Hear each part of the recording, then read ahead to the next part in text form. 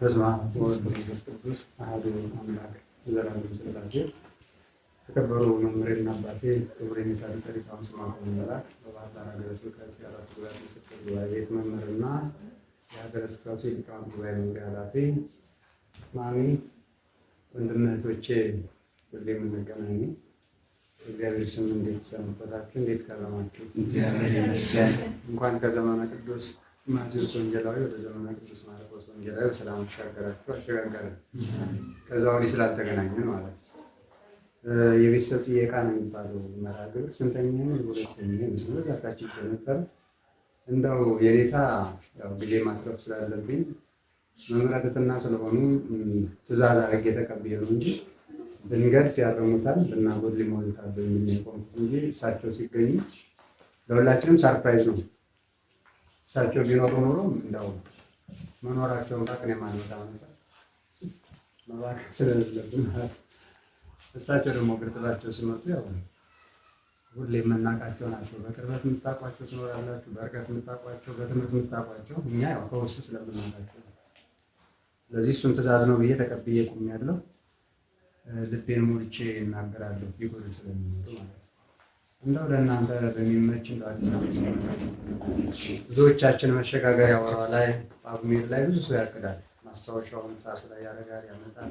እግዚአብሔር ቢፈቅድ ብንኖር በዚህ ዓመት በስጋ ሕይወታችን ይህን በመንፈሳዊታችን እንደየስራ ጠባያችን እንደው ትራንዚሽን ነው የምትባለው መሸጋገሪያ ወር ናት። እዛ ላይ ይታቀዳል። እንግዲህ ዘመነ ማርቆስ ወይም 2018 32ኛው ቀን ላይ ያለ አይደል? በፀሐይ አቆጣጠር ነው 31ዱ ቀን እንደው ዛሬውን አላባክነው ሁለት አረን ጥቅምት ዛሬ አይባክን ብዬ ነው 31ዱን አረየው። ስለዚህ እቅዳችሁን አሁን የ31 ቀን አፈጻጸማችሁ ምን እንደሚመስል ለእናንተ ልተውና ትምህርቱ አዲስ አይደለም፣ አራተኛውን ዓመት እንጠቀምበት የሚል አጭር መልዕክት ብቻ ሰጥቼ የኔታ በቅርቡ ደግሞ መምራ አባታዊ ምክር ሊሰጡ ስለፈለኩ ነው። ትምህርት ርዕሱ ምን አልኩት? አራተኛውን ዓመት እንጠቀምበት። ምናልባት ስነግራችሁ ነው የሚገባው። የቅዱስ ሉቃስ ወንጌል 13:8 ላይ የምናገኘው በተለያየ ርዕስ እንሰጣለን። በዚች ዓመት ደግሞ ተዋት መሬቱን ለምን ታጎሳቁላለች እንዲህ በሚል ማለት ነው። እንደ ብቻ አራተኛውን ዓመት እንጠቀምባት የምትለው መልዕክት እንድትይዙልኝ ስለፈለኩ ነው። የወንበር ትምህርት ነው። ያው የኔታ ያውቁታል፣ ያስተምሩታል፣ ኑረውበታል እና ቅዱስ ሉቃስ ከሰባ አርድእት ቁጥር ሆኖ ከወንጌላውያን ደግሞ ከአራቱ አንዱ ነው። ቅዱስ አምላክ እግዚአብሔር ወንጌልን ሲያጽፍ ሁለቱን ከሐዋርያት ከአቀማመጥ ቅደም ተከተላቸው ዳርና ዳሩን ያዙት አይደል? ማቴዎስ ብለን መጨረሻ ዮሐንስ ነው። እነዚህ ደግሞ አርድእቱ መሀል ላይ ነው ያሉት። ምናልባትም ይህን ለአጋዕዝተ ዓለም ሥላሴ ስላርጋችሁ ሰዱልኝና አራት ማዕዘን አለው አይደል? ወይም ነገራችን አካል እሱን እንደዛ አድርጋችሁ ሰጡ። የዚህ በእኔ በኩል ወይም በእናንተ እንደዚህ ያላችሁ የላይኛው ግራ ኮርነር አንድ፣ ከዛ ወደ ታች ስትወርዱ ታችኛው፣ ከዛ ወደ ቀኝ ስትሄዱ ታችኛው፣ ወደ ላይ ስትወጡ የቀኝ ኮርነር ላይኛው አድርጋችሁ 40ቱ እንስሳ እዚህ ቦታ ላይ አሉ አይደል? እና ሐዋርያት ሁለቱን ስታያቸው የኔታ ላይ ነው ያሉት አይደል? የመጀመሪያው ገጸ ብእሲ ነው፣ ያው ማቴዎስ ነው። ወረድ ብሎ ደግሞ ማን አለ? በሱ ውስጥ የታችኛው ኮርነር ላይ ማርቆስ አለ። ከዛ ታችሁን ተከትላችሁ ስትሄዱ ደግሞ ማን አለ? ሉቃስ። ከላይ ስትወጡ ገጸ ንስር የምንለው ቅዱስ ዮሐንስ አለ። እና ዝም ብለን ስናየው ዝም ብዬ ሳይሆን ከላይ ናቸው፣ ታች ደግሞ ሁለቱ ከሰባ አርድእት አርባ ጽፏል። እሱም ምክንያት አለው ያስተምሩናል። ስለዚህ ከሰባ አርድእት ቁጥር የሆነው ከአራቱ ወንጌላውያን በስሙ የሚጠራ ወንጌል አለው። 24 ምዕራፎች አሉት። 24ኛው ምዕራፍ ላይ ያልተቋጨለትን ሀሳብ ግብረ ሐዋርያት ምዕራፍ 1 ላይ ሲቋጨው እናያለን። በምሳሌ ማስተማር ትምህርቱ በተለይ ከምዕራፍ 12 እስከ 19 ባለው ብዙ ምሳሌያት እናገኛለን። አሁን የጠቀስነውም ከነዛ ውስጥ ስለሚገኝ 13 ከ6 እስከ 9 ምሳሌ ነው ያለችው እዛ ውስጥ። ለአንድ ሰው ብሎ ይጀምርና የወይን አትክልት ቦታው ላይ የተተከለች በለስ እንደነበረች፣ ለዛች በለስ የወይን አትክልት ሰራተኛ እንደቀጠረ፣ ምን የሚያደርግ የሚንከባከብ፣ አንድያ የሚያደርግ፣ ኮምፖስት የሚያፈስ፣ ውሃ የሚያጠጣ፣ የሚያርም፣ የሚቆተኩት። ለምን ይሄ የወይኗ ወይም የበለሷ ባለቤት ከበለሷ ማግኘት ያለበትን ነገር ሊያገኝ የሚችለው እሱ ደግሞ ለበለሷ ማድረግ ያለበትን ካደረገ ብቻ ስለሆነ ማለት ነው። ከዛ 3 ዓመት ተመላልሷል። ይህን 3 ዓመት ምናልባት እንደው ለእኛ ለትምህርት እንዲመቸን አንደኛ እንድትይዙልኝ የፈለኩት ነገር የበለሷ ባለቤት ከበለሷ ፍሬ የፈለገው ለበለሷ ማድረግ ያለበትን ነገር አድርጓል ብላችሁ ውሰዱ። ሲትረስ ፓሪበስ የሚባለው ኢኮኖሚክስ አካባቢ ኤቭሪቲንግ ቢንግ ኢኳል ነው አይደል? ትራንስሌት ሲደረግ ይህ ኖርማል ኮንዲሽን ነው ብላችሁ አስቡ ተብሎ የሚነገር ንግግር ነው። ለበለሷ የሚደረገው ነገር ተደርጓል። በለስ ፍሬ ሊሰጥ የሚችልበት ዓመት ይታወቃል። ሽምብራ መቼ ተዘርቶ መቼ እንደሚደርስ እንደ ወቅቱ ከሰጠ ማለት ነው። ስንዴ፣ ባቄላ እነዚህም ሲዝናል የሚባሉት ፍሬ የሚሰጡበት የሚያብቡበት ከዛ ፍሬ የሚሰጡበት መኸራቸው መቼ እንደሆነ ይታወቃል። ዲፋይንድ ነው። የበለሷ ባለቤት በለስ በሚያፈራበት ጊዜ ካለደ የእሷ ነው የበለሱ ባለቤት ችግር ነው። ዳቦ አልያዘችም በሉ ጥሬው ነው እንጂ ጎበር ድምፅ አልማ ነው። ለምሸሽ ስለሚል ብትበሉ መብላት ይቻላል። ጥሬው ትንሽ ቀጭ እያለ ይረብሽ ይሆናል። በለስ በማይደርስበት ጊዜ ቢሄድ ፍሬ አጣሁ ቢል የማን ችግር ነው? በተፈጥሮ ማለት ነው የተሰጣለ። ስለዚህ እሱንም ሁለተኛ እንዳንድ ኮንዲሽን አድርጋሽ ትይዛለሽ። ለበለሷ ማድረግ ያለበትን በሙሉ ያስቀረው አንዳችም ነገር የለም። አድርጓል፣ ሰራተኛ ቀጥሯል፣ ሁሉን ነገር አድርጓል ብላችሁ ያዙ። የሄደው ደግሞ ፍሬ ልትሰጥ በምትችልበት ጊዜ እንጂ በአቋራጭ አይደለም። በ3 ዓመት መስጠት ካለበት መጀመሪያው ዓመት ላይ ቢሄድ እሱ ችግር። እነዚህ ሁለቱን ኮንዲሽኖች እንደተሟሉ አስባችሁ ሰራቸውና ለትምህርቱ እንዲገባ ነው። ስንት ዓመት ግን ተመላልሷል ትደርሳለች ከተባለበት? መጀመሪያው ዓመት ሄደ ምንም አላገኘም። ሁለተኛው ዓመት ላይ ሄደ ምንም አላገኘም። ሶስተኛው ዓመት ላይ ሄደ ምንም አላገኘም። ምንም ነው እኮ ዘረ ቆርጥም መሬት የሚባል ታውቃላችሁ ነው? እናንተ ጥሬ መቆርጥም ብቻ ነው። ዘረ ቆርጥም ማለት እፍኝ ዘርቶ እፍኝ ራሱ ዘሩን የማይመልስ ማለት ነው። በዛ በግብርና ውስጥ ምንም የሚለው እኮ እንደው አንድም እንደው ትንሽ ብልሽት ያለ ፍሬ የማይኖራትም እንደው ምንም አላገኘባትም። ስንት ዓመት ተመላልሷል? 3 ዓመት። ከዛ በኋላ ከ3ኛው ዓመት በኋላ ግን ያው የወይን አትክልት ሰራተኛውን ጠርቶ የምታውቁት ታሪክ ስለሆነ ጠርቶ ምን አለ? ከዚች በለስ ፍሬ ላገኝባት ስንት ዓመት ተመላለስ? 3 ዓመት ተመላለስ። እያማከረው ነው እኮ ባይዘው ይቀጥሮታል። የበለሷን ጠባይ ከባለቤቱ ይልቅ ማን ያውቋል? አባ ሲቆተቁታል። እሱ ዋይ ፀሐይ ሲጸናበት እንደው ቅጠሏ ያማረ ነው ፍሬ የሌላት እንጂ ዋይ ፀሐይ ሲጸናበት ተታሽ ተጥጓም ምሳም ሲበላ እንደዛ ብላችሁ አስቡት። ከስሏ ቁጭ ብሎ ጠል እየነሳ ይመስላል። ያውቃታል እሱ ከማን ችግር ይሆን ፍሬ አለማፍራቷ? ከራሷ ነው ወይስ ከሰራተኛው ስንፍና? የሚደንቀው ነገር ግን የወይን አትክልት ሰራተኛው ቅድም ሲቀጠር ኮትኩት ሲባል ያው መኮትኮት ነው አይደል? ቁረጥ ሲባል መቁረጥ ነበረበት። ግን አንድ ጥያቄ አቅርቧል። ቁጥር 8 ላይ ስትደርሱ ጌታ ዙሪያውን እስክትኮተኩትላትና ፋንድያ እስካፈስላት ድረስ በዚች ዓመት ደግሞ ተዋት የሚል ልመና ቀረበ። እሱ ምን አገባው? ታዛዡን ብቻ ደሞዝ ይከፈለው እንጂ ተቀብሎ አይቆርጥም። ግን ልመና ቀረበ። ስለዚህ አሁን ስንት ዓመት ተመላልሷል? ስንተኛ ዓመት እየለመነ ነው? አሁን ይሄኛው ስታይ በአራተኛው ቀጥሎ ምን ይላል? ወደፊት ብታፈራ ደህና ነው ይላል። አትክልተኛው ራሱ ወደፊት ብታፈራ ደህና ነው፣ ካለዛ ግን ትቆርጣታለህ። ዲሲሽን ፓወር የማን ነው? የባለቤቱ ነው። ውሳኔውን ከወሰነለት በኋላ መቁረጥ በእርግጥ የሰራተኛው ነው። ትቆርጣታለህ። አሁን እነዚህ ምሳሌያት ናቸው። የኔታ አይደለኛል በትንሹ 6-7 አይነት ምሳሌዎች ውስጥ ያሉ ይመስላል። የመጀመሪያው አንድ ሰው፣ ከዛ ቀጥሎ በለስ፣ ከዛ ከበለሷ ምን ይጠበቃል? ፍሬ። ከዛ ምን አለ? የወይን አትክልት ሰራተኛ አለ። እሱ ምን ይሰራል? ይኮተኩታል፣ ፋንድያ ብርሃን። ከዛ 3 ዓመት። ከዛ መሬቱን ለምን ታጎሳቁላለች የሚል ቃልም አለ። አጎዘነችበት እኮ 3 ዓመት። ወይኔ ሌላ ተክዬ እንዳልጠቀምበት እንዴት ገደለች፣ ጾም አሳደረችው እያለ ነው የገበሬው። ቆረጥ የሚልም አለ። እነዚህ ሁሉ ምሳሌዎች ናቸው። በትንሹ የኔታ በጉባኤ ቤት 3 አንድምታዎች አይቻሉ። ዛሬ 3 የመጀመሪያው ላይ ያሉት ምሳሌያት በሙሉ አንድ ሰው የተባለ ማን ነው? እግዚአብሔር ነው። በለስ የተባሉ እስራኤላውያን ናቸው። በለስ ዘይቤ ቤተ እስራኤል ምንቱ ነግሯል ይላል። በለስ ያላቸው እነሱ ነው። ለእነዚህ ለእስራኤላውያን ለበለሶቹ የበለሱ ባለቤት እግዚአብሔር መምህራነ ብሉይን ልኮ አስተማራቸው። ቀኙን ከግራ ጣፋጩን ከመራራ ብርሃኑን ከጨለማ እንዲለዩ አደረጋቸው። እሱ ብቻ አይደለም የሚንከባከባቸው የወይን አትክልተኛ መጋቤ ብሉይ ቅዱስ ሚካኤልን ሾመላቸው። ይህ ሁሉ ተደርጎላቸዋል። ቅድም ያልኳቸው 2 ኮንዲሽኖች እንዳታስቀሩ እናንተ ተደርጎላቸዋል። መደረግ ያለበት ነገር ለእስራኤላውያን ተደርጎላቸዋል። ስለዚህ ከበለሶቹ ከእስራኤል እግዚአብሔር ምን ፈለገ? ፍሬ ምንድን ነው? ምግባር ከሃይማኖት አትነጥሉት፣ አንድ ላይ ነው። በእኛ ቤት ምግባር ከሃይማኖት፣ ሃይማኖት ለምግባር አስተባብለን ካልያዝን መዳን የለም። በእኛ ቤት አስተምሮ ቅዱስ ያዕቆብ በሥነ ምግባር አንቀጹም ተናግሯል አይደል? ከነፍስ የተለየች ስጋ ሙት በድን ሬሳ ነው የሚባለው። ከምግባር የተለየ ሃይማኖትም እንደዛው ነው። ምዕራፍ 2 ቁጥር መጨረሻው 26 ላይም ሲዘጋ እንዲሁ ነው የዘጋው። ከቁጥር 14 እስከ 26 ያለው ይሄን ነው። ለረአብ ዘማን ያነሳል እና አብርሃምን ያነሳል። ሃይማኖትን ከምግባር ያላቸውን ከታሪክ አንጻርም እያነሳ መጥቶ ሲደመድመው በዚህ ነው የደመደመው። እምነት አለኝ የሚል ስራ ግን የሌለው ቢኖር ምን ይጠቅመዋል? ስለዚህ ፍሬ የተባለው ሃይማኖት ከምግባር ነው። ከኔ ጋር ናቸው። የሚያገለግሉት ያገለግሉ፣ አትታወቁ።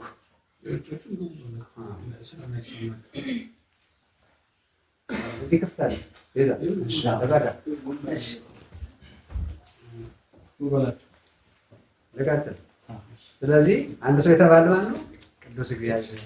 በለስ የተባሉ እስራኤላውያን። ፍሬ የተባለ ምንድን ነው? ሃይማኖት ከምግባር። ግን ማንን ቀጥሯል? መምህራንን ሹሞላቸዋል። የብሉይ ኪዳን መምህራን መጋቤ ሆይ ቅዱስ ሚካኤል ደግሞ የሚራዳቸው አትክልተኛ እሱን ሹሟል እግዚአብሔር።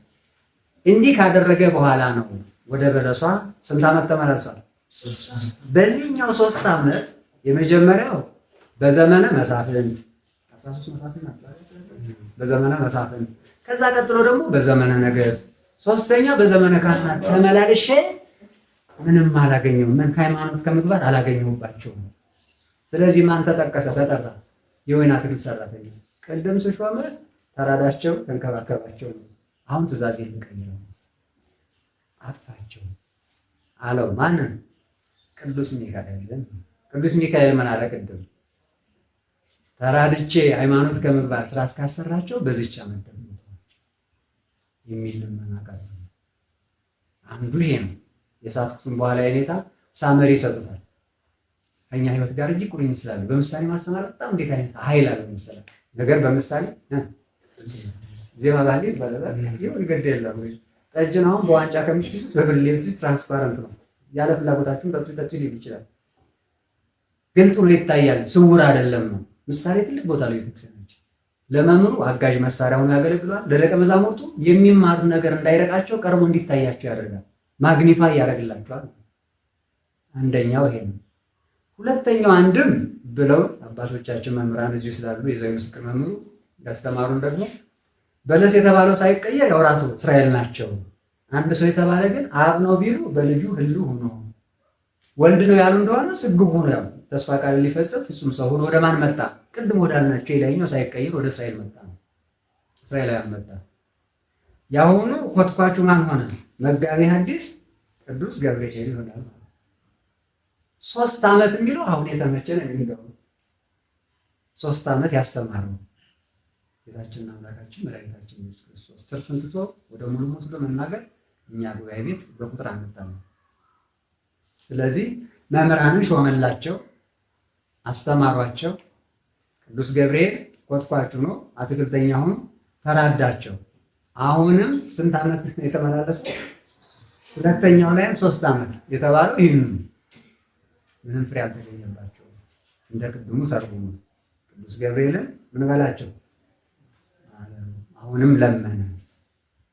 ብንኖር የምትል ቃል አለች። ለሁለቱ ለመላኩ ሲቀጸል ለአቃቤ መላክ ሶስተኛውም ስንገባ መቸመች ነዋሪዎች ናቸውና ይላል። ለንስሐ አባት ሲሰራው ግን ሞት ያጠራጥራልና ይላል። አባቶቻችን ትጉ ናቸው። እንዴት ያኮራል መሰላችሁ! ደግሞ በየዛ ባለቤት መሆን እንደሳቸው በጣም ከዚህ የበለጠ ጸጋና ስጦታ በየት ይገኛል ብላችሁ ታስባላችሁ? ሶስተኛውና የመጨረሻው ብናየው ጥሩ የሚሆነው እኛ ጋር አገናኝተን ይሄኛው የታሪክ አንጻር ነው። ሶስተኛው በለስ ወይም አንድ ሰው የተባለ ጌታችንና አምላካችን መድኃኒታችን ኢየሱስ ክርስቶስ ነው። በለስ የተባለ እኛ በለስ እኛው ራሳችን ምዕመናንና ምዕመናት ብላችሁ 3 ዓመት መምህራን አሉ፣ ሊቃውንት ይኸው አይናማ መምህራን አሉ። አትሊስት በባህር ዳር ሀገረ ስብከት ቢያንስ አንድ ሰባኪ ወንጌል የሌለበት የለም ሲሆን 3 ዓመት ተሹመውልናል። ሌላ ምንም አይደለም ያለው። እኛን መኮትኮት፣ የራቀውን ማቅረብ፣ የረቀቀውን ማብላት እነሱ ስራቸው ይሄ። ስለዚህ አምላከ መምህራን ይክበር ይመስገን። አምላከ ጉባኤ ክብርና ምስጋና ለስሙ ነው። ያለ መምህራን፣ ያለ አባቶች፣ ያለ ካህናት ያልተውን፣ ያለ ጠባቂ፣ ያለ እረኛ ያልተውን መጠቀም አለመጠቀም ለእኔና ለእናንተ የሚተው ነው ማለት። ስለዚህ ሶስተኛው ላይ ምዕመናንና ምዕመናን ናቸው በለስ የተባሉት ነው። ምግባር ከሃይማኖት የቅድሙ እንዳለ ነው የሚሄደው። 3 ዓመት የተባለው በዚህ እኔ ወይም እናንተ ብላችሁ ሰሩት። ሕፃንነት፣ ወጣትነትና እርግና። አንዳንድ ያልታደለ ሰው በሕፃንነቱም ፍሬ ተፈልጎበት ምግባር ከሃይማኖት የማይገኝበት እስኪ ግድ የለም ብሎ እግዚአብሔር ያንን ታግሶት እንደ ወጣት ሲሆን ወጣትነት ላይ ምንም አልገኝበት ሲል እስኪ ግድ የለም ማለት ትዕግስት ባለቤት ነው። እርግና ላይ የእንጨት ሽበት ይባላል። አባ ጨጓሬ አባ ይባላል። የትኛው ገዳም እንደምንቆስ ባላቅም አባ መባል እሱ ይባላል። እንዲህ ያልተሳካላቸው ማለት በእነዚህ በሶስቱ ተመላለሰ። ምን ፈልጎ ምግባር ከሃይማኖት ምንም አላገኘም። አሁን እዚህ ላይ ጠባቂ የተባሉት 2 ናቸው፣ አቃቤ መላክና ንስሐ አባት። የመጀመሪያው ማን ነበር? ቅዱስ ሚካኤል፣ ቀጥሎ ቅዱስ ገብርኤል። አሁን ላይ አቃቤ መላክ ጠባቂ መላክ አለ። እኛ ወይ ንጉሠ ነገሥቱ የእግዚአብሔር ልጆች ስለሆኑ ጋርድ አለ። በዘመኑ ቋንቋ የኤርትራ ልጆች ኮሎራዶ ይማራሉ፣ በቤት መኪና ብዙ ነገር ይደረግላቸዋል። እኛም የሚመካ በማን ይመካ ነው? ምን ሰስቶ ጥቅስ ነው ህይወታ ያናረገውን ጥቅስማ ሞልቷል። ችግር የለም። ስጋዬን የበላ ሲበሉት ዳረሱት። አሁን ታውቃላችሁ። አሁን ምኑ ነው የሚነገራችሁ? አሁን እሱ ጥቅስ የመሰከረው አንደበታችን በሱ ገብቷል ወይ ህይወት አድርገናል ወይ ነው። ክርስትና አልቲሜትሊ እንዲህ መሆን ነው። አሁን በገናውንም ማሲንቆውንም እንደዚህ ነው። ኃይሌቱን የምትማሩት አልቲሜት ገሌ ሲችል ለመጣ አይመስልም። መስደቂያ ነው። እግዚአብሔርም አመስገኛ ነው። እንዴት ነው የሚመጣ ያለኝም እኛም ችግር አለብን። እንደዛ እንላለን። እንደዛ አይደል? ያው የቤቱ እንደዛ ስለሆነ የምን ቤተሰብ ነው ይባል መስሱትን የበገና ቤተሰብ ስለሆነ ስለዚህ አሁን በየደረስንበት እድሜ ማለት ነው። አንተ አሁን ምንድን ነው ወጣት አለ ካላች ልጆች አለኝ እዛ አካባቢ ያለው ሕፃን ዞሮ ያው ያለፈን አልፏል። ለዛ አለፈ ስርየት ነው የሚሉ አባቶቻችን። ላለፈው ይቅርታ ነው። የተዘጋ ፋይል እግዚአብሔር አይከፍትም። ቸርና መሐሪ አምላክ ስለሆነ ከእኛ ውሳኔ ከወሰነ የልቡናን የሚያውቀው አምላክ ይቅር ባይ አባት ነው ያለው። በመስቀሉ ድልገና በወርቀ ደሙ ገዝቶ ያተመ ያለ ዋጋ አይደለም፣ በዋጋ የተገኘ ነው። ለራሳችን ዋጋ መስጠት ያቃተን እንጂ። ስለዚህ 2 ጠባቂዎች አሉ፣ በመዓልትና በሌሊት የሚጠብቁ መላእክት አሉ። እውነት ለመናገር እንዲያ እግዚአብሔር ለኛ ያላረገው ምን አለ ብላችሁ ጠይቁ። ምንም ነው መልሱ፣ ምንም። እንግዲህ ያው በውዳሴ ማርያም እና ቅዳሴ ማርያም ትርጓሜ ላይ ነው በመዓልትና በሌሊት ሰው የሚጠብቅ መላእክት እንዳሉ። እንኳን እኛ ቤተክርስቲያን ትጠበቃለች በመዓልትና በሌሊት። አሁን ባለ እግዚአብሔርኛ እነ ደሌን እነ እንትናን የምናውቃቸውን ዘበኛ የቀጠርናቸው ለሰው ነው። በመዓልትና በሌሊት የሚጠብቁ ቅዱሳን መላእክት አሉ። እዛ አካባቢ ያሉ ሰዎች አሉ። ደሌ ስራ ይጎርቶታለች በገና ትምህርት ቤታችን አጥቢያችን የሚታም እዛ ስለሆነ የበገና ትምህርት ቤት መምሩ እና ደሌን ሳነሳኛውን ጥበቃ እንደሆነ እነሱን ለሰው ነው። ስለዚህ ንስሐ አባት ምን ያደርጋል? የወይን አትክልት ሰራተኛው ምን አድርጋለሁ ነው ያለ? ዙሪያዋን እስከ ኮተኮተላት ባንድ ያስካፍስላት። ለመላእክት ቅድም የሰጠነው መራዳት ነው። ለመላእክት አቃቤ መላክን ጨምሮ ማለት ነው። ጠባቂ መላክ እንዳለን የሚያውቃለው አይቶ የሚያውቅ ድፍረት ነው የሚሆነው። ኧረ ዝም ብሎ ይጠብቀን ማየቱ ይቅርብን። ግን ጠባቂ መላእክቶቻችን ያሳዘኑ እንዳሉ አውቀን እኔ እውቀት የኔታ መጨረሻ ሊጠቅመን ከቻለኝ አሁን እውቀት ይጠቅማል ብዬ የማስበው በእኔ ያረዳዳው አዚህ ዓለም በራሁ እንላልና እግዚአብሔር ዓለምን የያዘው በምኑ በመዳፉ ነው። ዓለም ማለት ደግሞ የሚታይና የማይታይ ነው። በምስጢርም ሰው ተብሎ ተረጎማል። እቺ ትምህርት አሁን የምትረዳ መቼ እንደሆነ ታውቃላችሁ? ሰው ከእግዚአብሔር እጅ ላይ ሆኖ እንዴት ኃጢአት ይሰራል ማለት ከጀመረ መዳፉ ላይ ሆኖ ዝሙት ይሰራል፣ ሰው ይሰርቃል። አሁን እኮ የምንማረው እጅ ላይ ሆነ። ስለዚህ እቺ እውቀት አሁን የምትረዳው መቼ ነው? እውቀት የሚረዳችሁ የለም ይሄን ማለት ከጀመረ ብቻ ነው እንጂ ስንት አይነት መምህራን አመስጥረው ነግረውን እሱን ሰብስበን ያቅማችን ደግሞ ያቅማችን የምንችለውን ያህል መስራት ካልጀመረ እውቀቱ ብቻውን ግዳጅ አይፈጽም። ስለዚህ የወይን አትክልት ሰራተኛው ንስሐ አባት ቁመንም ይጠብቃል፣ ጽልሞትም ይጠብቃል። ወግዚኦ ከብዮቶ ወስሪ ኃጢአቶ ለገብርህ ከገብረ ጊዮርጊስ ላለው ምን ያባል ስወደው ነው ይቀይሩታል። ወግዚኦ አይነት ነፍሰ ገብርህ ከገብረ ጊዮርጊስ ነው። ይሄን ጠባቂ ቢያሽ መኮትኮት ማለት ምክረ ካህን ነው። ለካህናት ስንሰጠው አረቴ ወለተ ማርያም አረቴ ገብረ ማርያም ሰው ነው የማይበድል እንጨቱ ነው ምንም አይደል።